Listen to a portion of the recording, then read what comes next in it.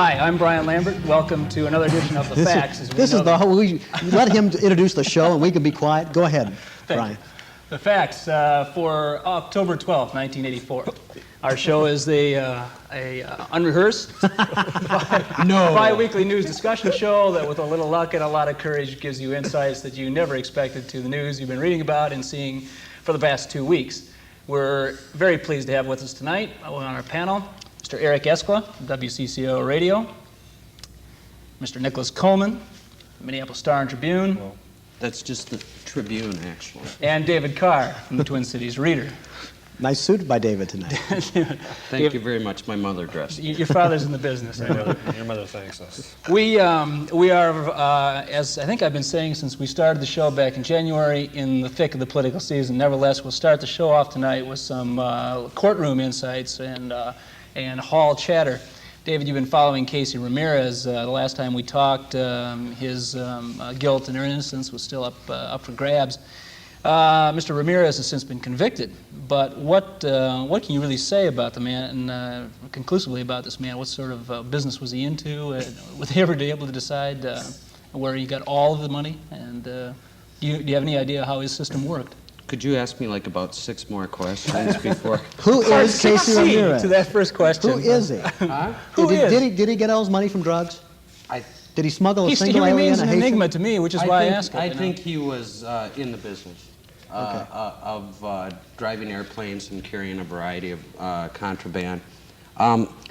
The defense offered no plausible explanation for his activities or the source of his funds.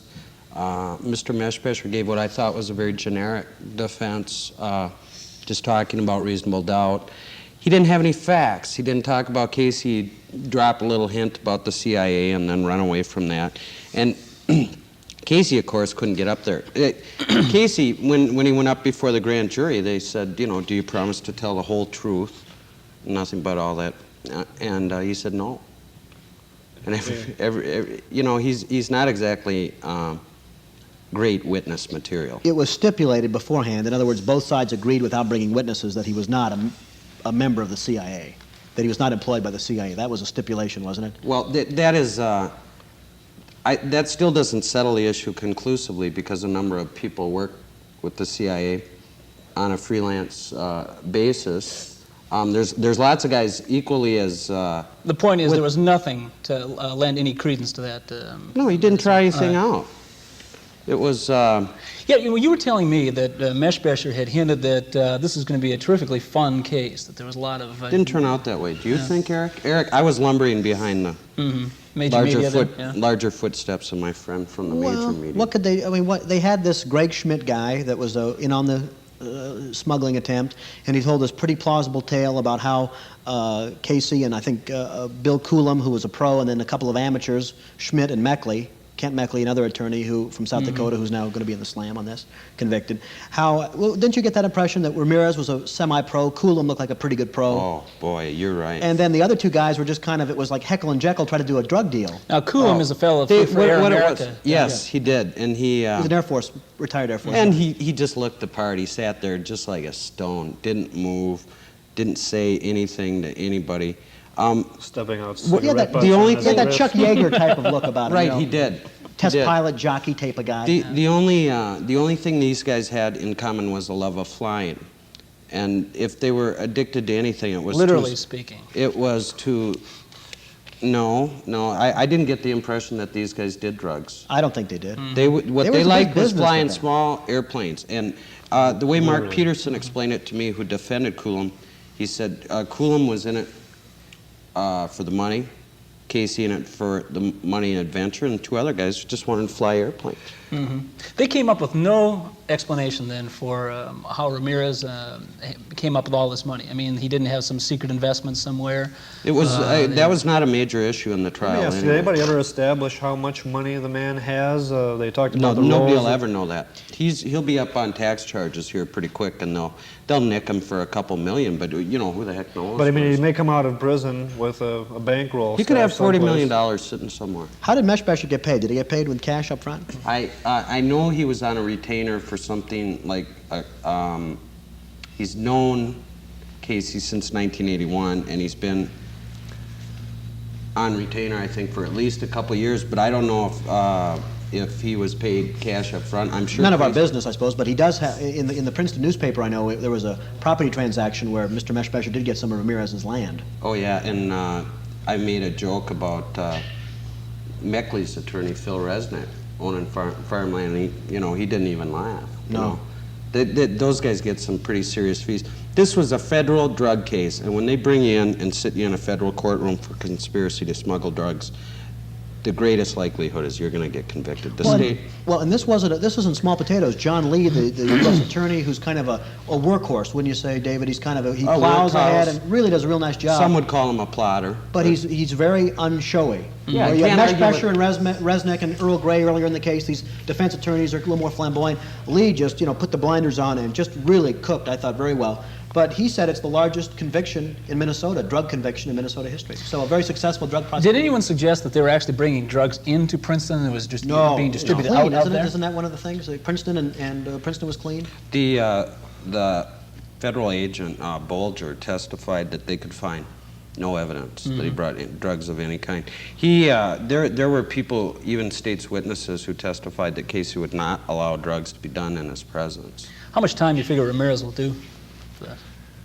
Oh, he'll do the full 30 minus good time, so that's off a third. I don't think so. Yeah. No. Yeah. It's his first conviction. Okay. He has no criminal record Well, whatsoever. you know this milieu much better than do I. Huh? You certainly know this murky drug culture better than I do. So if I'm Joe Citizen watching the trial, which I did a few days, I'd have to say he'll do the full 30, but which was you lob off good time. He'll be a model prisoner. He'll be running the joint. David has a history of sentencing drug defendants rather lightly, especially first-time offenders. Although he could do 7 years. And yeah, absolutely. He personally does not like Casey at all and made it very clear before the start of the trial that he didn't like Casey's attitude. Devitt runs a pretty tight little ship, and Casey was goofing off a fair amount. Well, I mean, he was yucking it up, and he and Earl Grey would be telling jokes back and forth. David, quickly, any reaction from the Princeton townspeople? Well, by now, none of them are surprised. Of course, they all knew it right when it when it went The first down. day he walked into Yeah, town. I was just going to say, as a television critic, if I were to preview a TV movie in which a Hispanic American arrived in a small town in Minnesota bringing palm trees, police cars, building airports, and throwing hundreds and thousands of dollars around the town. Eric Estrada in a sitcom. Yeah, I'd pan it as completely ridiculous. Okay. Unbelievable. Well, just as by way of punchline, Paramount Pictures has written Meshbesher that's what and said, obviously. TV movie of the week, here we go. off we bet. go. Ron Meshbesher presents. With Eric Estrada. Yeah, no, Phil Resnick did offer to star in the leading role.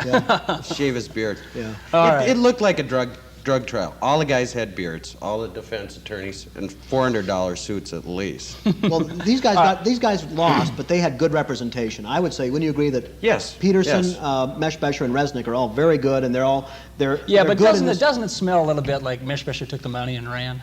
I it doesn't sound like much of a defense. no.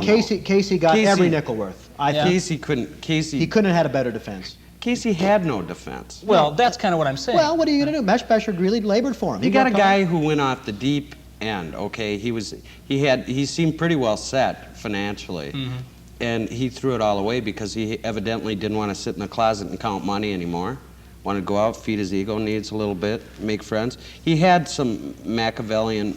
He liked to control people, whether it be with money, charm, whatever. When was the flight that he was nailed for? April It was- of '83. Yeah. April of '83, which was a year after he'd been profiled on the And WCCO I-Team report. 2 years after he found out How does the that I-Team feds- report look now in retrospect? Oh, I think it holds up pretty good. At the time, people thought it was a very generalized and kind of it looked somewhat like a smear because they were suggesting there's something wrong here with the man, there's something incredible about his story, it's amazing people will buy it, something smells in the state of Denmark, and all of a sudden it turns out, 2 years later that they were right. I think it holds up pretty well.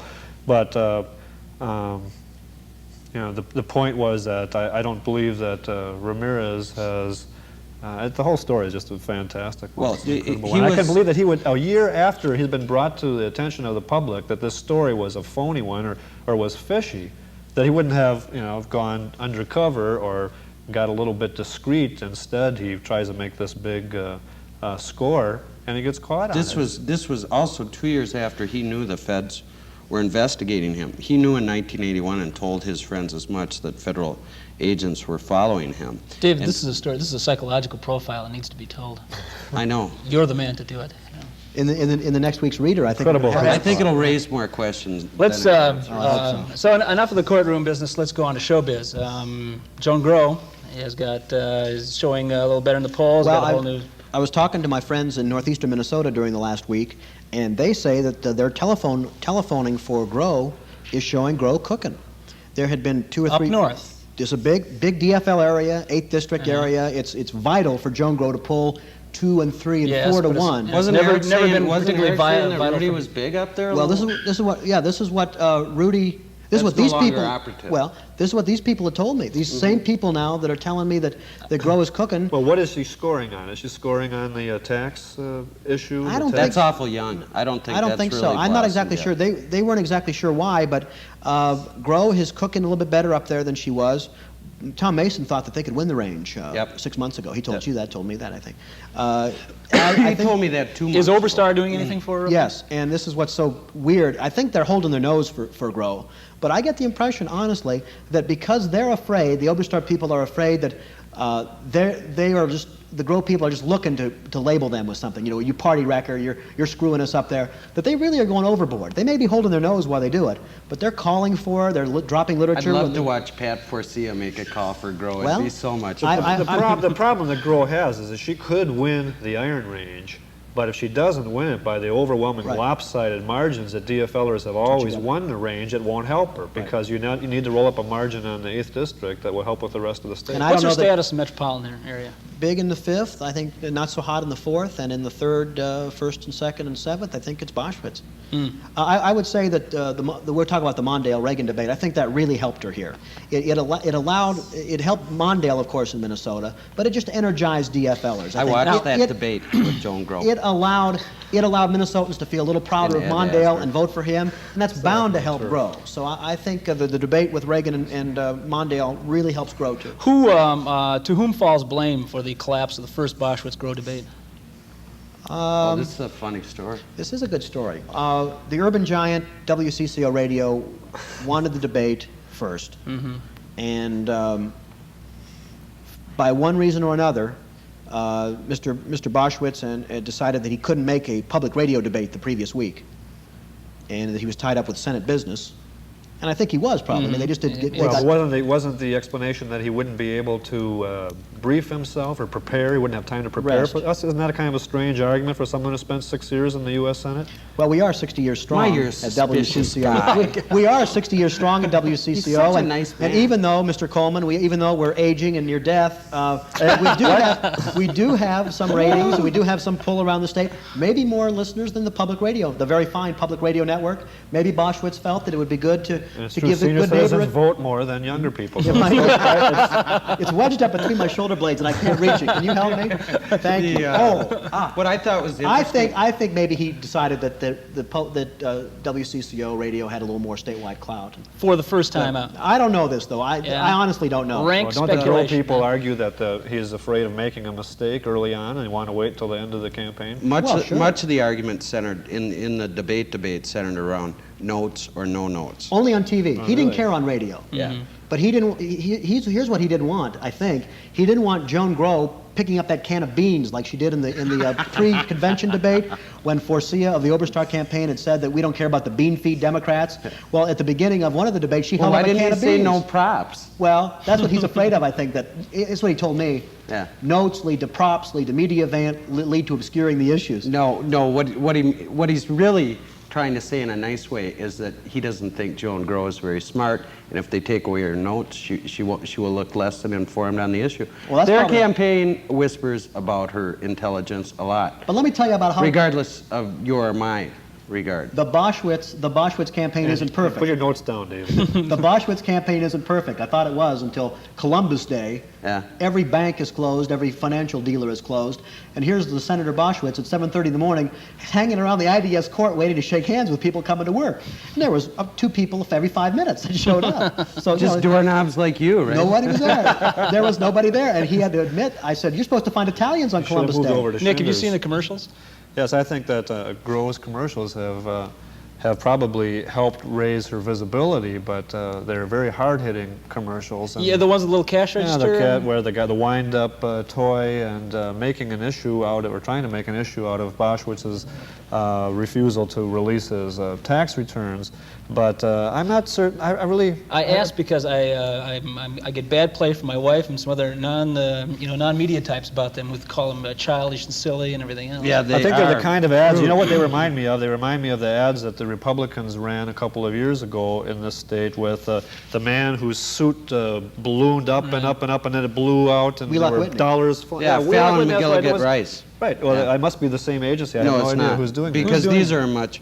No, it's a Washington-based company. What is his name? Do you know? Struble? Yeah, something like that. He's a And former press secretary to John And what it Grant. is that the production values are quite low. They are. They aren't spending the money like on those Republican ads. You know, Republicans are always Well, going to that go Robert first Goodwin. class. But the ads, Media. the point is that they resemble those ads in the fact that they're very hard-edged ads that I think go a little bit beyond the normal pattern of campaign hoopla and commercials, and it's the kind of thing I think that can backfire. I think those Republican commercials of the Whitney Perpich campaign backfired, and I'm afraid these. You know, might you have see the an same. ad like that, and you always think that they're afraid to showcase their own talent. I mean, why isn't the candidate himself or herself standing up and I saying, think that's "I'm the for this"? fundamental question. Well, but you're so far behind. It isn't a case of, it isn't a case of I'm Joan Grove, vote for me because I'm great. It becomes a referendum on Boschwitz. It becomes, is this guy that's 20 points ahead of me worthy of that margin? Yeah, but And isn't, she said isn't, no. it, That's isn't it true. true, though, that most of these campaigns, even locally, are run on pretty much a kind of a gut feeling among the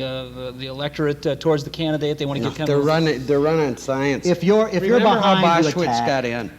He attacked Anderson. All the way in. He's never Boschwitz home. got in. Boschwitz got in because of the advertising he did for Plywood, Minnesota. People got to know him and But develop. brings Anderson, up- you're that never brings up- voting. You've never helped our state. You're never there to vote in the Senate. It was Yeah. a very negative campaign. Very negative and very effective.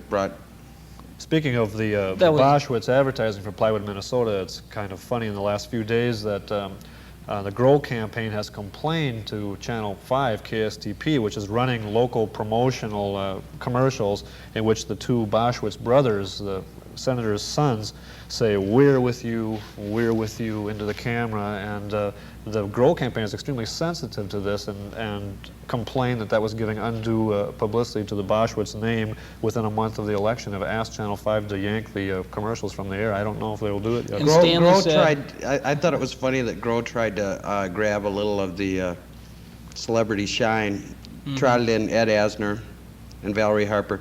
You spent an evening with I them. didn't Was want his to. speech pretty good? I didn't the clips want- I heard weren't that hot. No, I didn't want to bring it up because Nick is feeling kind of bad that I went upstairs with Valerie Harper, Ed Asner, and Joan Grow. Where did Mr. Coleman end up? Huh?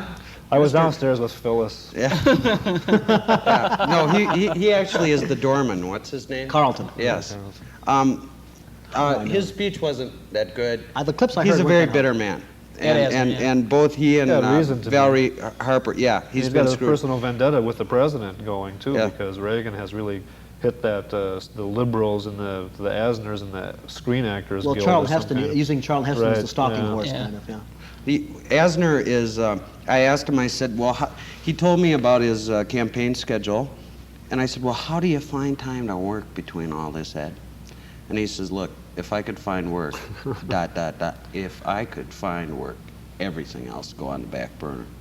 So he hasn't worked in a while, and he's kind of bummed out. Hates Reagan. This is Lambert's beat.